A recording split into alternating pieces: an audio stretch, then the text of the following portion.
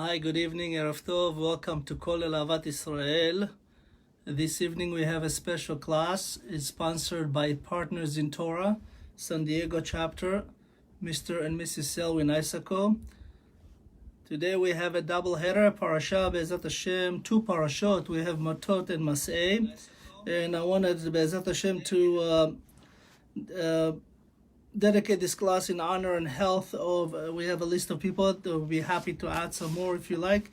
Just send us a note through our website, Be'ezat Hashem. We want to do a refuah shlema to Flori bat Rachel, Anat bat Zizel, Karen bat Aliza, Chaim ben Raymond, Yaniv Meir ben Chana, Anet, Yaakov ben Genia, Shimon ben Rina, Einav bat Sarah, Binyamin ben Natan, Violeta bat Dora,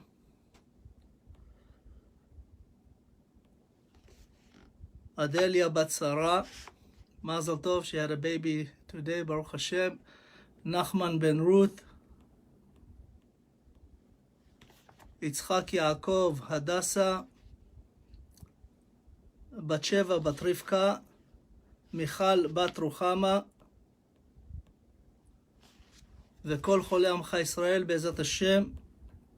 רפואה שלמה to all the people that חס וחלילה got the corona. הקדוש ברוך הוא ירפא אותם. אין לה רפנה להם, אין לה רפנה להם, אין לה רפנה להם.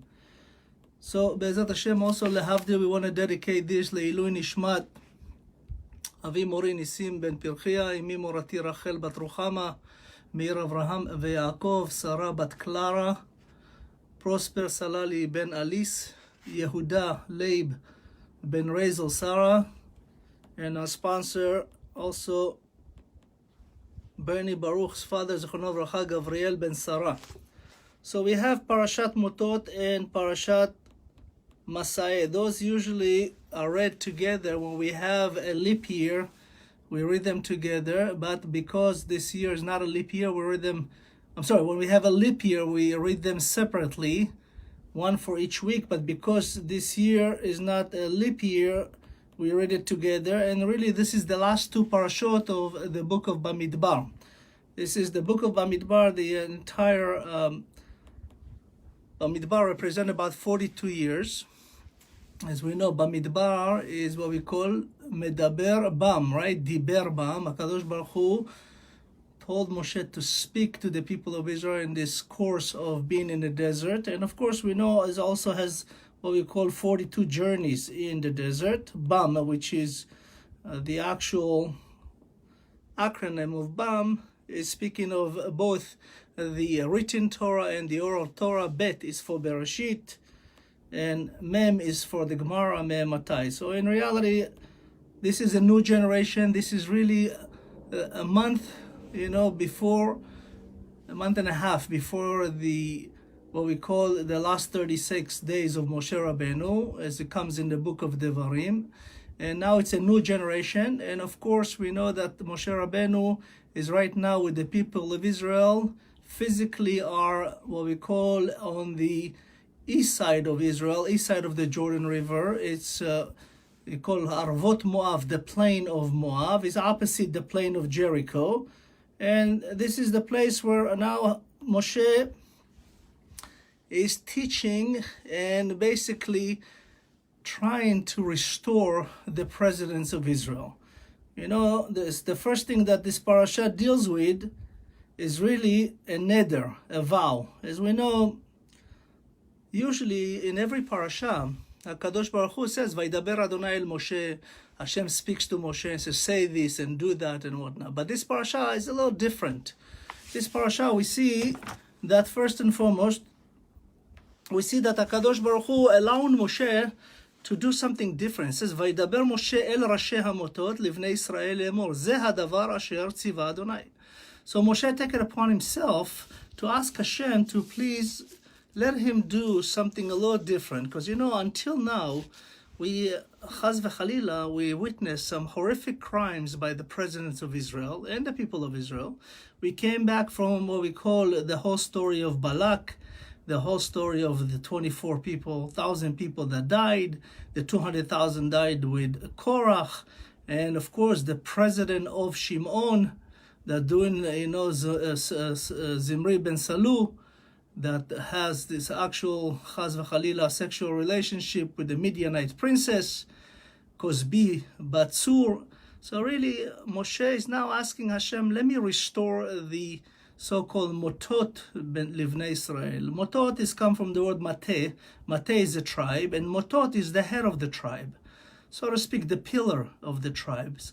And he says to them, Ish ki yidor neder l'Adonai o hishava shevuah לאסור איסר על נפשו, לא יחל דברו בכל היוצא מפיו יעשה.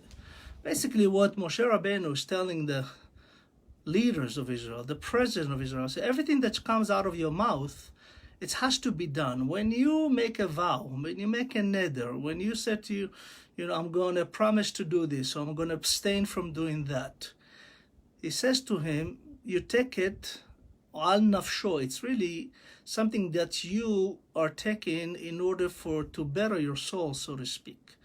Lo yachel hadavar, meaning that do not chaz v'chalila make it chol, do not make it not holy.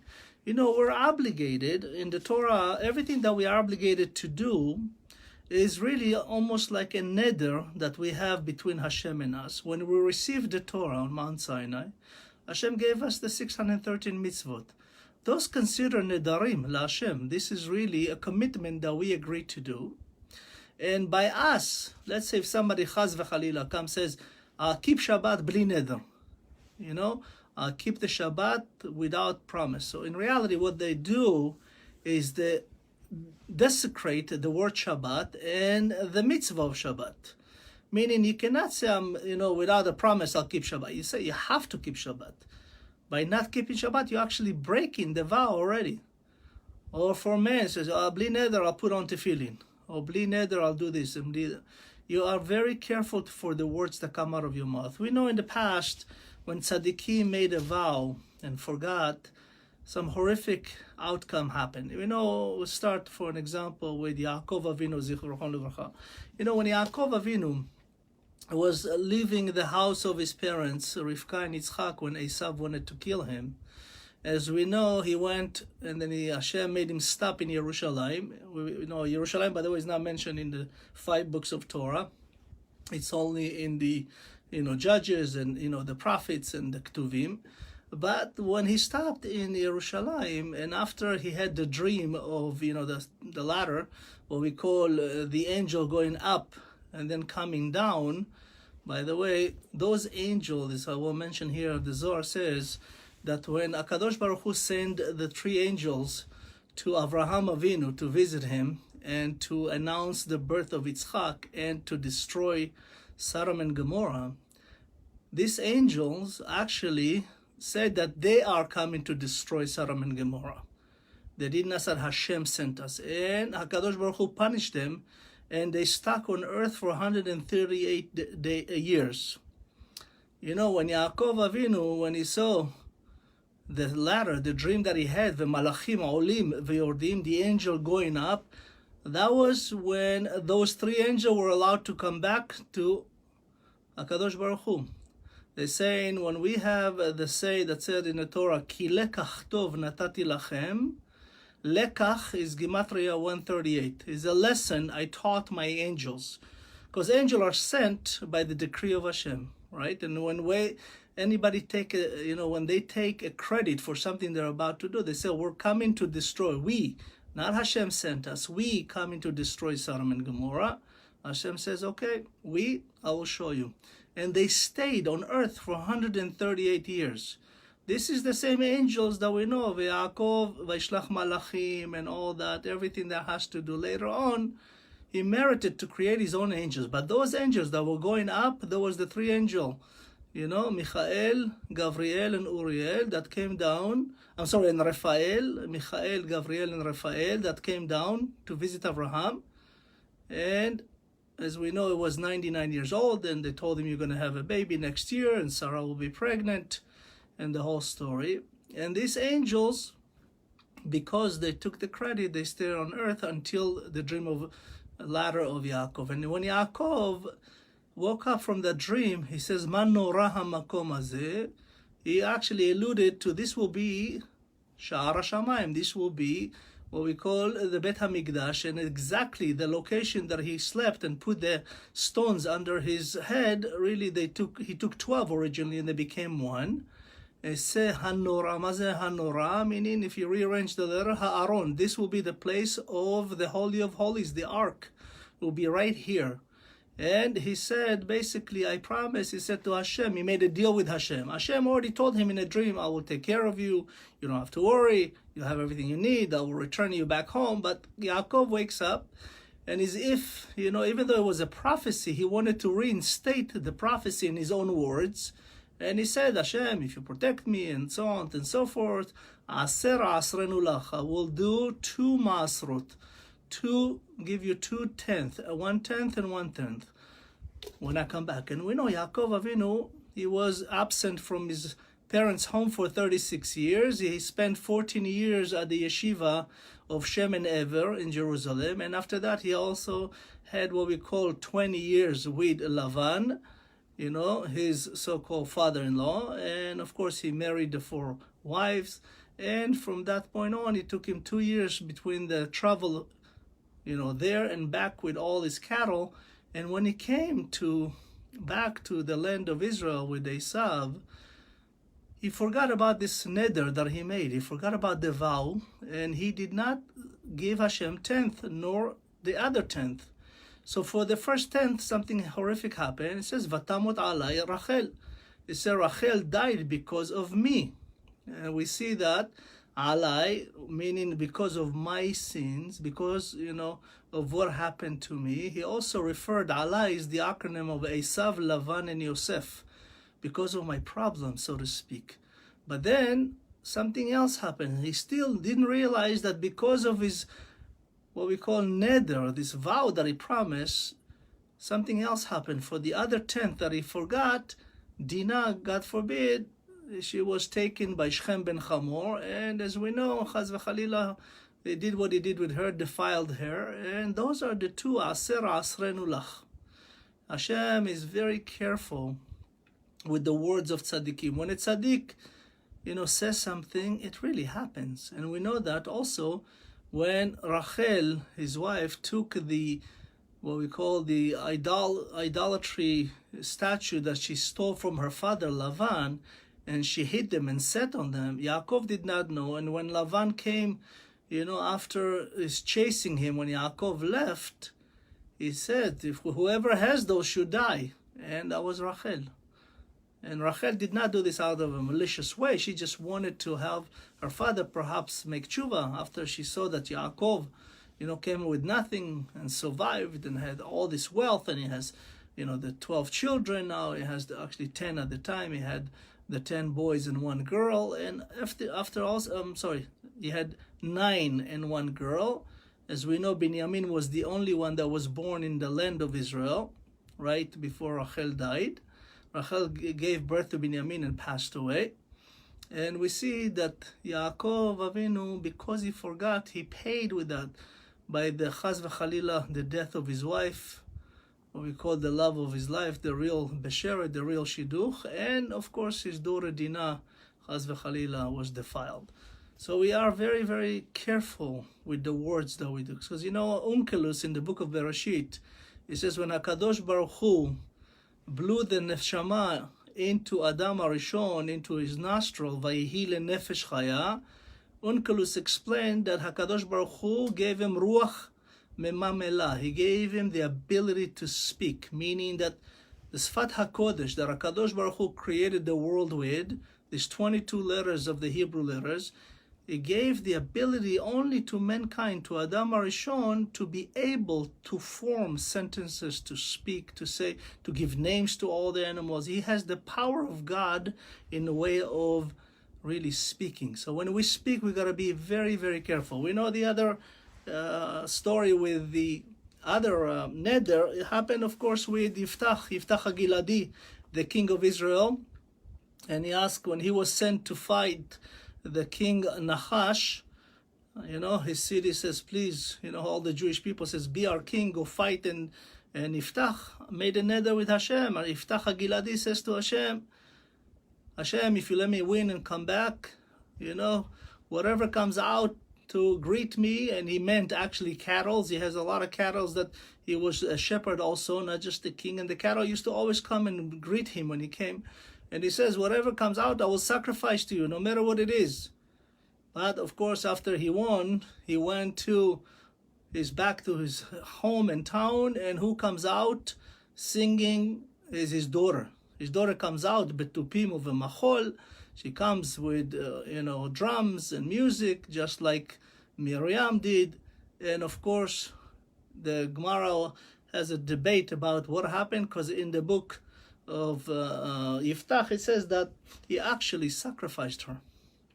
But there is a big debate.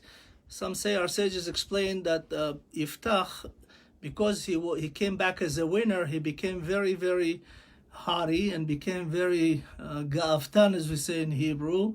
And they asked him to go to, at the time was Pinchas HaKohen.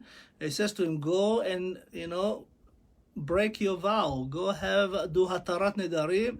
But Yiftach says, no, I'm the king. He should come to me. The Kohen should come to me. And Chaz v'Chalila, we know that should not be the case. But in reality, what happened, some say he sacrificed to Hashem, and Hashem did not want, of course, his words to be uttered as follows. And also we know the Rabbi Akiva, as we know, when the daughter of Kalba Savua, by the way, Kalba Savua, real name is not Kalba Savua. The father of Rachel that married Rabbi Akiva, his real name is Yoshua ben Kufsiya. Yoshua ben Kufsiya, it's Kalba Savua.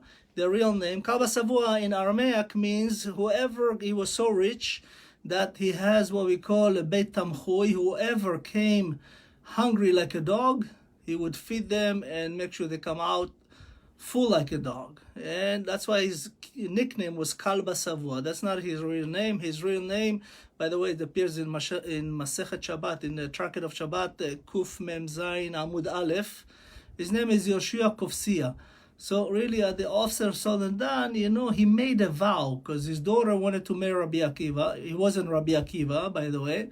He was Akiva. He was the son of a convert, Yosef. By the way, his father was a grandson as a result of Sisera defiling Yael. As we know, when Sisera was fighting in the book of Judges, when Deborah, the prophet, sent the warriors to fight, she told them how to really succeed, and she sent them in a way to trap Sisera, and Sisera saw that the Israeli soldiers winning, and he left the battlefield and he ran and he hid at the tent of Yael. And of course Yael gave him, some say wine, some say milk, the Torah says, and he fell asleep. And the Zohar Kadosh says that he actually defiled her 7 times that night. And she took a stake from the tent, and as we know, she took a hammer and she put it right into his brain and killed him. And from that relationship were born the father of Rabbi Akiva, Yosef. But of course, to go back to when the father of Rachel heard that, he said, I make a vow, אני נודר נדר שאת לא תקבלי כלום. He made a vow that he would actually remove his daughter from the will and her husband to be, because he was what we call bur ve'am haaretz. He was 40 years old, did not know how to read and write, did not know how to, basically even write one sentence. And he said, this is not the kind of chatan I want. And as we know, later on, Rabbi Akiva became a giant of Torah, and he gathered 24,000 students, Talmidei Chachamim. By the way, that means 1,000 students per year. Imagine, you are so good at this level, you can bring and teach 1,000, and every year another 1,000 join you for 24,000 students.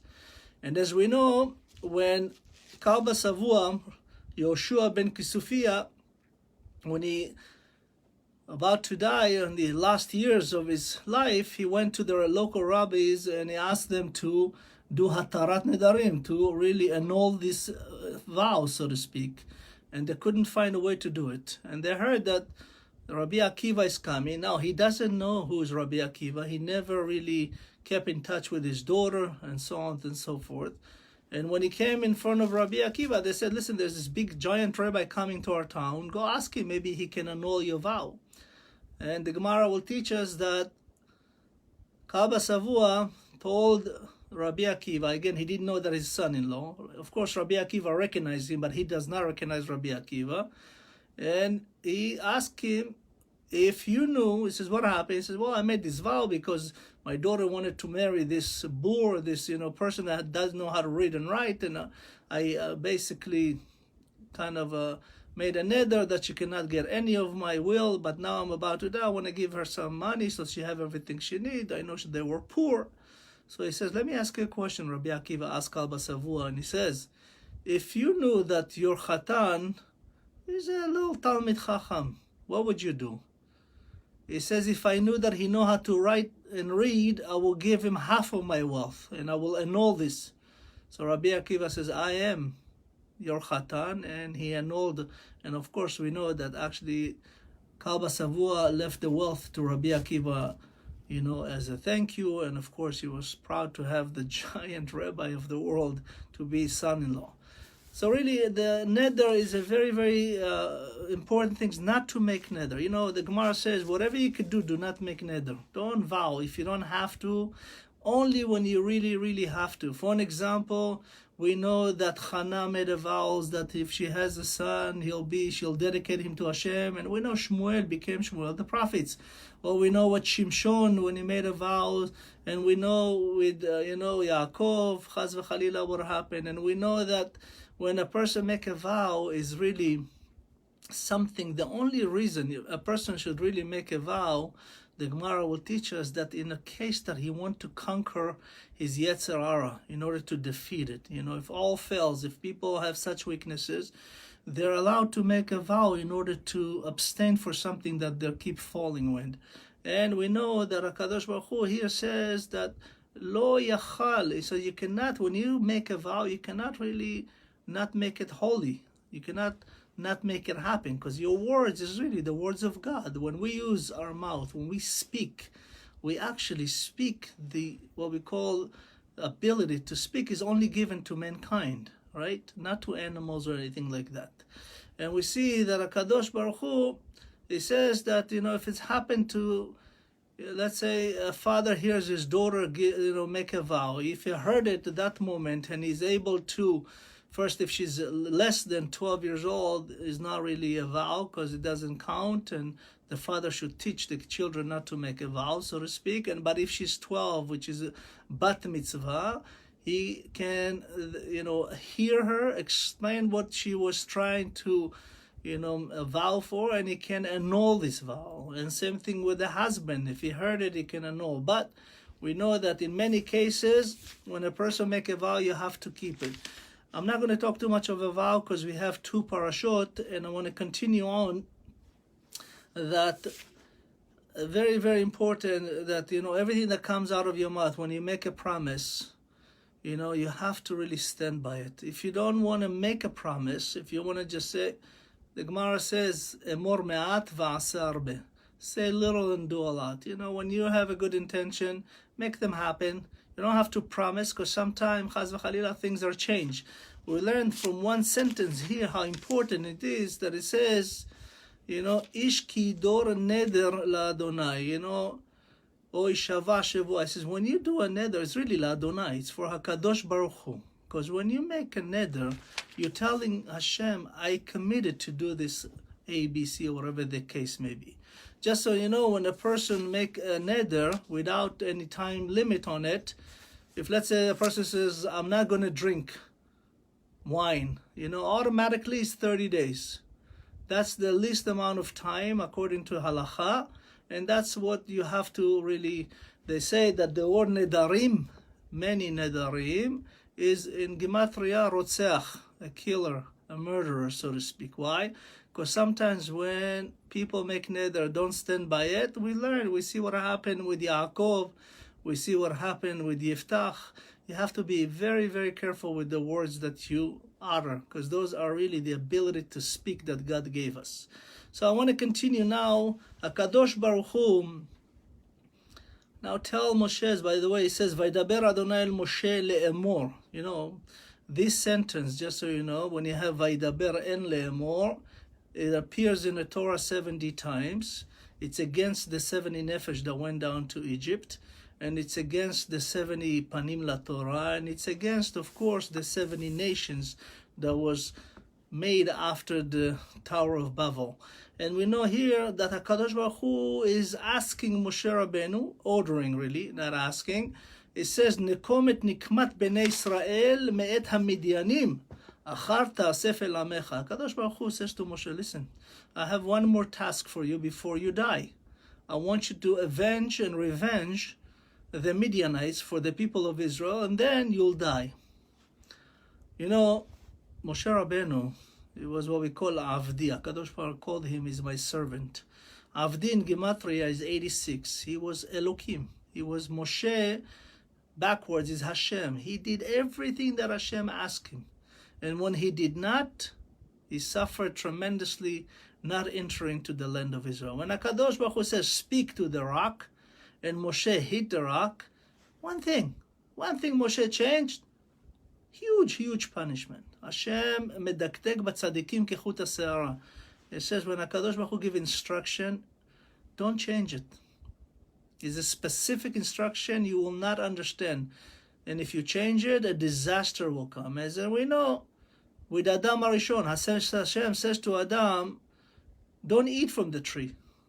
What Adam goes to his Chava and says, don't touch the tree. He changed what Hashem said, and we know the chaos thereafter. We're all here because of that. So he says to him, I want you to go and avenge the Midianites, and then you'll die. Moshe Rabbeinu, unlike Joshua, immediately start gathering the people to fight, to start this war instantly. If I came to you, I said, listen, you have this thing you have to do. I want you to take this car from here to another place, and after that, that's it, you're dying. You say, listen, I'll take the car next year. Give me I have a couple of things to do. Let me say goodbye to a lot of people. Let me arrange all my affairs. You'll try to postpone your death, By the way, that happened with Joshua. Joshua, when Hashem asked him to go to war, he actually postponed it. And he actually was punished by losing 10 years of his life. Joshua died at 110 and not 120 like he was supposed to. So we know that when Hashem says something, just do it. Don't wait. Be zariz, as the Ramchal says. Part of doing is zrizut. Zrizim, ratzim la mitzvah. Like they get up fast and they don't even have a chance to let it skip and miss this kind of a mitzvah. So Moshe Rabbeinu says, Vaydaber Moshe la'am le'emor, echaltzu meitchem anashim latzava, v'yiyu al Midian latet nikmat Adonai.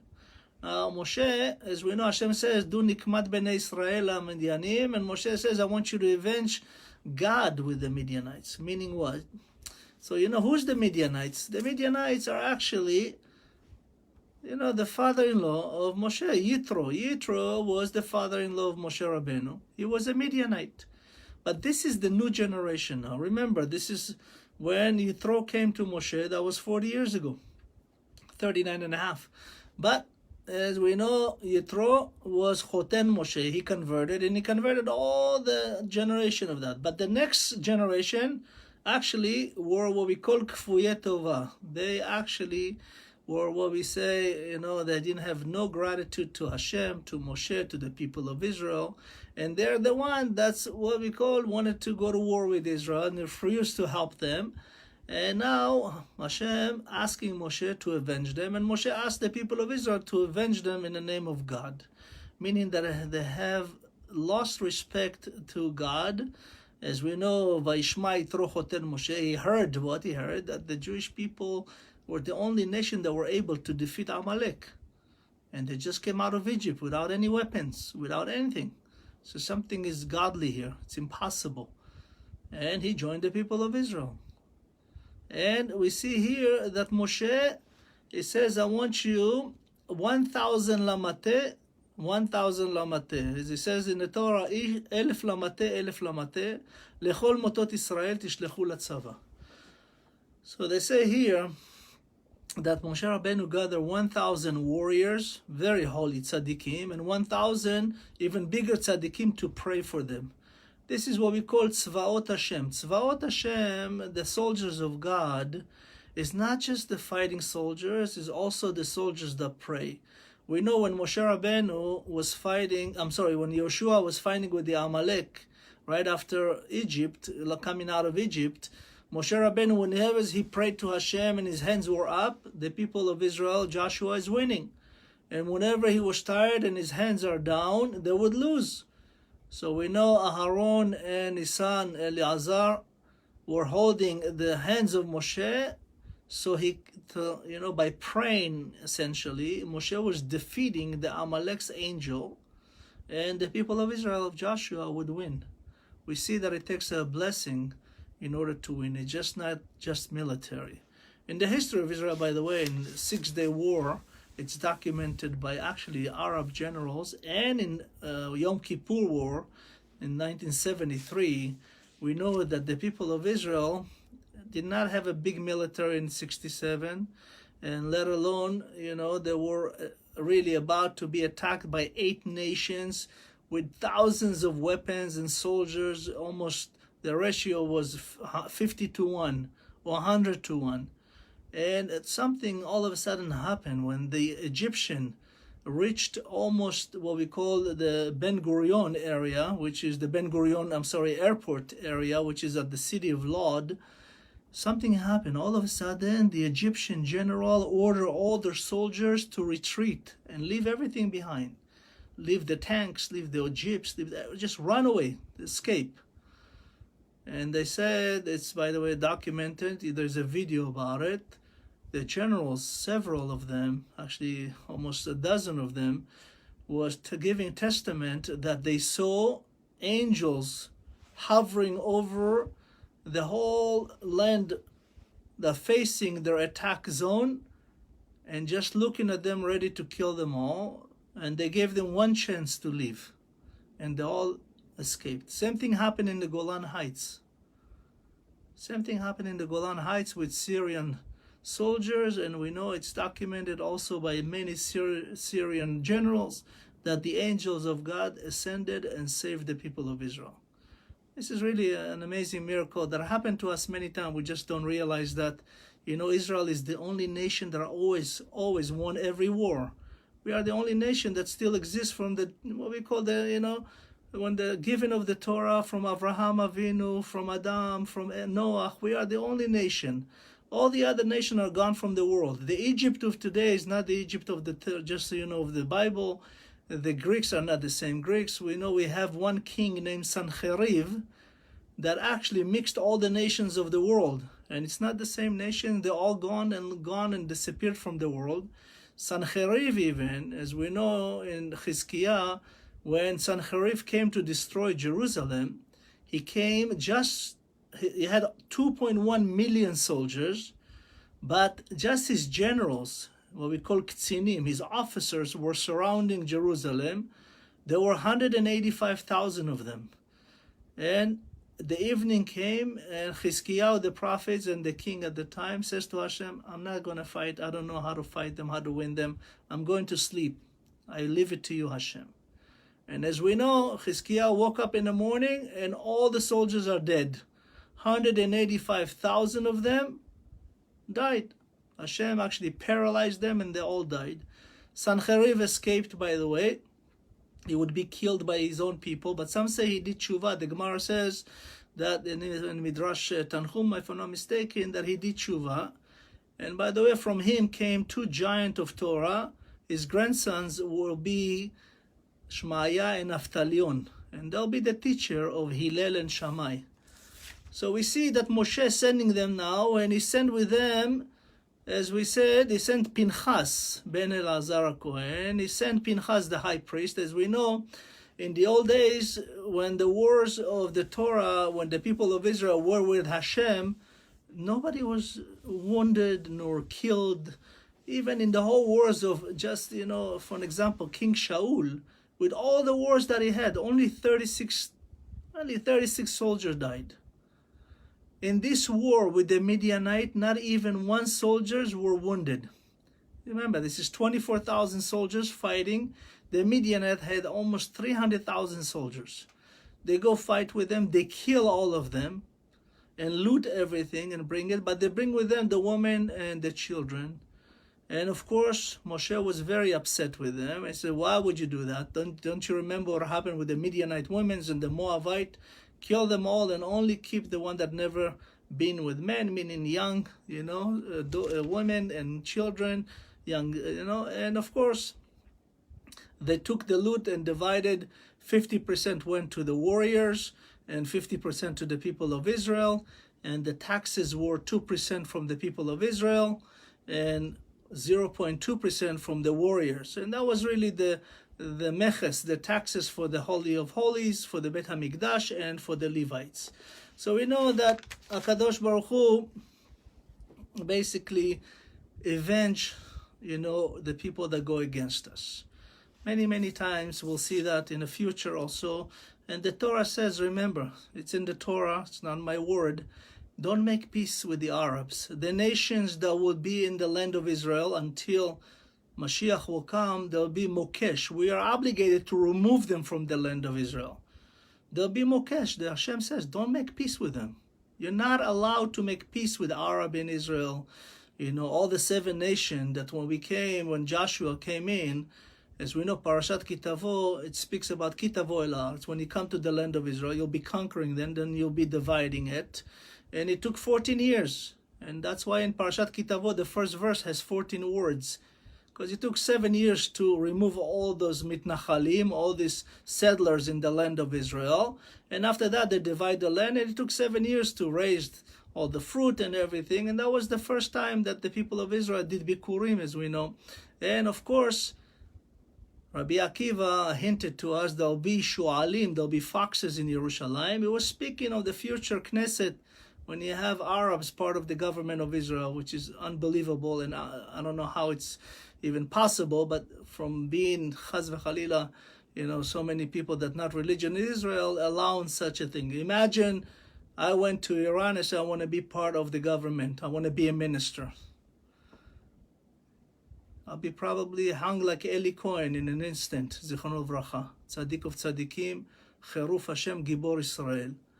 There's no such thing. How we allow the Jewish people to have an Arab in our Knesset, terrorist, not just Arabs, terrorists, people that were members of Hamas, members of Hezbollah, members of Fatah, all this, horrific people. We let them vote for our decision, for the people of Israel.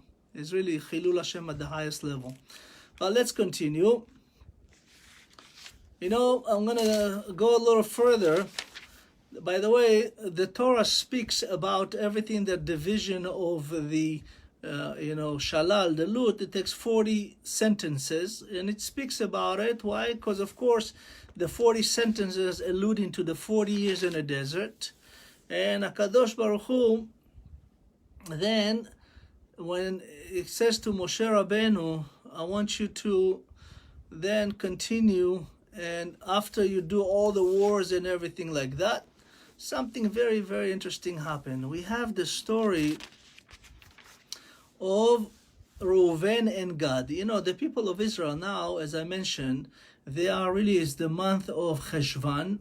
Moshe Rabbeinu, as we know, the book of Devarim, it's from Aleph in Shvat until Zayin of Adar, 36 days. When it says Ele HaDevarim, Ele in Gematria 36, Moshe will teach the entire new generation as if they were in Mount Sinai receiving the Torah. And after 36 days, he'll pass on Zayin Be'adar, the 7th of Adar. This is a month before. And all of a sudden, they're about to go into the land of Israel in a couple months. Come 2 tribes, Reuven and Gad, and says to Moshe, listen, Moshe, we don't want to come to the land of Israel. Essentially, that's what they said. After 250 years, being 210, one second, speaking of 210, I just want to go back to, the war with Midian. They said that Bilam was there, right? Bilam came to ask for the money because he did not get paid for cursing, supposedly, but of course he blessed. And we know that Bilam was a magician. He was what we call the evil forces of black magic in the world. It was equivalent to Moshe Rabbeinu in speaking to God, but not like Moshe. It was nothing like Moshe. Moshe was much higher, because Hashem says, whatever I will say, I'll put in your mouth and you'll say. That's why Bilam was not able to curse. He was speaking what we call Ruach HaKodesh, the Ruach of Hashem. Hashem gave him the words and he blessed the people of Israel. The Zohar says that we see here that they killed, as we said, it says here in the Torah, that after they killed the 5 kings of Midian, they also, Ve'ed Bilam ben Beor argu b'cherev. They actually killed Bilam with the sword. Why b'cherev? As we know in Parashat Balak, the angel was holding a sword, right? It says, V'charbo shlufa beyado. You know, what's charbo? The cherev of Bilam was taken by the angel and given to Pinchas, and we know that the people of Israel actually killed Bilam with his own sword. Cherev in Gematria is 210. This is the same amount of years that Bilam was in Egypt cursing the people of Israel. He is the one that suggested to Pharaoh, Hava v'nitchakma lo, pen yirbe, let's be wise with them before they go multiply and go against us, and let's throw all the boys into the river, into the Nile. Kol haben hayorat ashlichu. That was Bilam. So Hashem, for measure, for those 210 years, he was killed with his own sword. Cherev, as we mentioned, is 210. So to speak, this is really the measure for measure, and of course we know that Bilam then were killed. But Bilam, by the way, he was none other than the grandson of Balak. So we continue here, of Lavan, Lavan Arami, Yaakov's father-in-law. So we continue, it says that V'mikne rav haya livnei Reuven u'livnei Gad atzum me'od. You know, they had such an immense amount of cattle, the Reuven and Gad, and they come to Moshe. We said, listen, Moshe Rabbeinu, we don't want to come to the land of Israel. We want to stay here. We just conquered this area, which is really, this area is from Lebanon, Syria, and Jordan. It's all this, what we call the east side of Israel.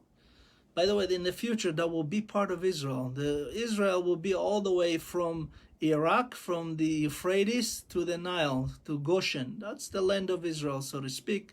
That was promised to us by Hashem. And of course, you know, it's mentioned in the book of Bereshit, and it's also, you know, we'll see, by the way, you know, the Tochnit HaMe'ah, the Trump 100-year plan. Why is it 100? You know, Trump he basically adopted the San Remo plan. The San Remo, which is by the British, you know, was signed in San Remo in Italy exactly 100 years ago in 1920. And it was given, the land of Israel was given from Iraq all the way to Israel.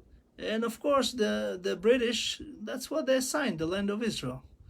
And we just, Israelis that have no God, so to speak, gave back many of the land to Arabs and a portion of Jerusalem, all kinds of craziness. You know, when Jerusalem was conquered again in 1967, and we got the Kotel, and Weizmann Ezer says, you know, Har Habayit beyadenu, when he says we have the Temple Mount in our hand, there was no more Arabs. All the Arabs and the Jordanian, all of them left. There was not even one Arab in Jerusalem. And unfortunately, we have one of, you know, they call him the hero of Israel, but he's actually did a lot of stupid things for Israel, Moshe Dayan, Zichrono Livracha. He actually brought back the Arabs. Crazy, crazy stuff. But let's continue. So we see that we have the two tribes, Reuven and Gad, asking Moshe to stay behind and not come to the land of Israel. This is a very, I would say, challenging kind of request. Moshe was very upset with them to begin with, but then he asked Hashem, and he says, listen, I'll make a deal with you. I will do that for you, but you have to commit that when Joshua comes in, you'll be the first fighter. You put chalutzim. Chalutz is usually the one that goes first. From here we see, you know, that, you know, the military of Israel, I don't know if you know, but all out of all the military in the world, Israel is the only military that the officers go up front. They're the first one to go up front. I was an officer, and you're always the first one to go. Then the soldiers, you know. That's why I say, Acharai, come after me, right? On the other hand, most of nations, their so-called officers and commanders stays behind and send the soldiers first. We know the Arabs are very big on that. They have the leaders of Hezbollah and Hamas sitting in Qatar, you know, in all this kind of villa and hotels and in Europe, and they send all their, you know, followers to die. But in reality, we, Israel, is the only one that have our, what we call officers, commanders at the Chanit. They are Chod HaChanit. We are the first one to go in order for really to understand this is trust of Hashem, and we know when HaKadosh Baruch Hu says, Adonai lachem lachem v'atem tacharishun, I'll do your wars if you plow in the Torah, I will be there with you, you know, and the officer is really setting example to the soldiers. And we see here that HaKadosh Baruch Hu allow Moshe to let them do that, but he says you have to be the first one to go in with Joshua and fight and, you know, clear the land of Israel from all the settlers. And then after that, after everybody's settled in and everybody's okay, then you can go back and live in those, you know, areas. And remember, Moshe adds another half of tribe, the tribe of Menashe, half of Menashe. And by the way, this is the Zohar says that why half and not the whole thing? Half of Menashe, it came from is the rape of Osnat, as we know, and Osnat, or the rape of Dinah, I'm sorry, Chaz v'Chalila, and Dinah, half of it was from Shechem, the klipa of Shechem, so it has to be removed. And Baruch Hashem, Menashe, as we know, has one of the two children, Ephraim and Menashe of Yosef. They are the first two children that had such love to each other and to Hashem and to Israel and to their parents.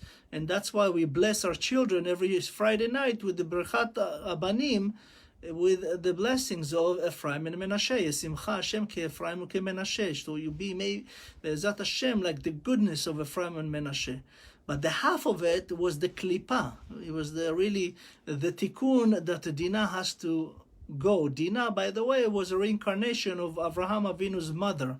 Her name was Amtalia bat Karnavo, and she, as we know, she did Chaz v'Chalila. She was in the time of Tuma when she conceived Avraham Avinu, and she had to come back and repay that. That's why Dinah is Hadin Shelah. She did it in Nida. Nida is Dinah. She actually did a Gilgul and a Tikkun in Dinah, and from Dinah will come Osnat, and from Osnat will come half of Menashe that needed the Tikkun. It's a whole thing with the Arizal will explain that in Sefer HaGilgulim, in the book of reincarnation. It's an amazing teaching from the Zohar. But let's continue. So, of course, they agreed to do and everything like that, and they go through the land of Israel and divide. And, of course, we know that HaKadosh Baruch Hu, we finished Parashat Matot, and HaKadosh Baruch Hu, basically, now, in Matot-Masei, HaKadosh Baruch Hu lists all in the Torah, the journeys of the people of Israel. You know, by the way, the first four words, Ele, Masai Bnei Israel, if you look at the first letter, the acronym of each one of them is what we call the four galuyot, the four exile. Aleph for Ele, right? Aleph is Galut Edom, is the exile of Edom. And then Mem is Madai and Paras. This is the exile of what we call the 7 years after Bavel, right? And Bet, Bnei, is the Bavel, Nebuchadnezzar, the first destruction. And Yud is Yavan, Galut Yavan, what we call known as Galut Romi. So we see here, this is really the four major galuyot, the exile that the people of Israel will be after those 42 journeys. You know, those 42 journeys are described by 50 sentences. And each, really, 50 alluded to the 50 gates of wisdom. They say when HaKadosh Baruch Hu bring us to this world, really the journey that we're going to go through it, as we know, HaKadosh Baruch Hu is really using a very specific name and location of each journey for those 42 journeys. And we know the word Bamidbar is daber bam, meaning teach them the Torah and the lesson of all those journeys, because each journey represents something. You know, most of the journeys were what we call very short term, but some of them lasted 19 years. You know, we know that in the Kadesh Barnea, whenever the clouds of glory rose, the people of Israel has to pack and move.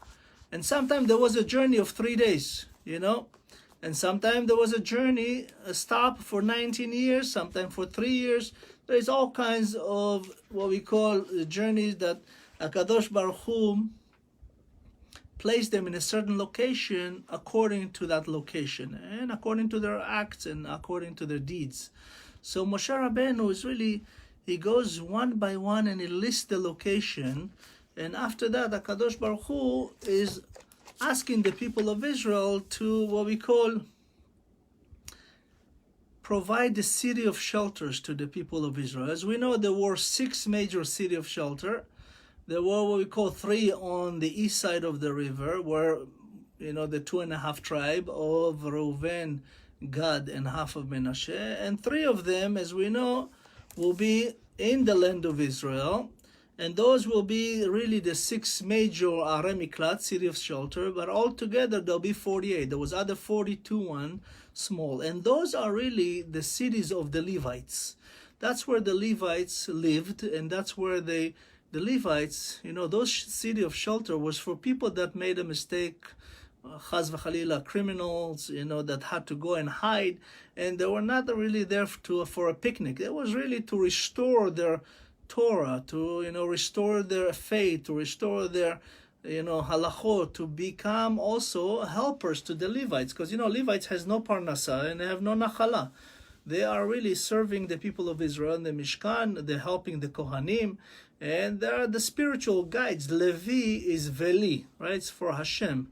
Hashem dedicated this is a 13 tribe that only after Mashiach will have Nachala B'Israel. Until then, they live in the city of shelters, and of course in Yerushalayim and the surrounding area of Bet HaMikdash. And those are the city of shelters that was given to the Levites. And, you know, the Torah, you know, mentioned their name and where they're going to be. And of course, HaKadosh Baruch Hu, it says, now that you come into the land of Israel, it says, דבר על בני ישראל ואמרת להם, כי אתם עוברים את הירדן ארצה כנען, והכרתם לכם ערים ערי מקלט. It's one of the first things they have to do, because, you know, Hashem, He knows the people of Israel, and He knows that accident happen. If somebody chaz v'chalila kills somebody accidentally, most likely the family will want to kill him to take revenge. So He gives them the opportunity to run away, and they say that if, you know, only the Kohen Gadol, you know, and of course the Sanhedrin had to judge, and they say they used to pray, you know, the mother of the Kohanim, that chaz v'chalila, nobody would die, because, you know, it says the only time that they have to leave the city of shelter is when the Kohen die. Sometimes, you know, you can be in a city of shelter for 60 years, 40 years, 20 years. So naturally, the people that wanted to leave those city of shelters, they would hope, chaz v'chalila, for the Kohanim to die. But, you know, the mother of the Kohanim, the Gemara will tell us, they used to come and take care of and make sure that those people in the city of shelters are well taken care of and are very close to Hashem. And the Levi's job was to really bring them closer as possible in order to really maintain them and the Kohanim. And we know the Torah continue, and it speaks of, you know, the Vaikravu Rashi Avot leMishpachat Bnei Gilad Bnei Machir Bnei Menashe, you know, the children, grandchildren of Yosef HaTzadik, and they come and they said to him that HaKadosh Baruch Hu promised to give us also the land, as we know, Nachala Begora Livnei Israel, ve'Adonai Tzuva b'Adonai Letet Nachalat Tzlofchad le'achinu levenotenu. They come again and reinforce the decision that the daughter of Tzlofchad have Nachala in Israel. And of course, we know that HaKadosh Baruch Hu was teaching Moshe Rabbeinu how to do the Nachala. You know, because, you know, until then, everybody thought it was only for the boys, you know, what we call the children, the men. If the father died, the Bechor get 2 portions, the rest divides the others. But when it comes to women, only until the daughter of Tzlofchad, they were tzadkaniyot, they were really 5 daughters that were so righteous that Hashem says, yes, they are correct. Moshe did not know that at the time. And to show you that even, Moshe Rabbeinu has to learn like all of us. And I'm going to finish with one more thing. HaKadosh Baruch Hu lists the daughter of Tzlofchad again, in the Torah. They were, as we know, listed before in the last parasha, and now again at the end of the book of Bamidbar, to teach us that,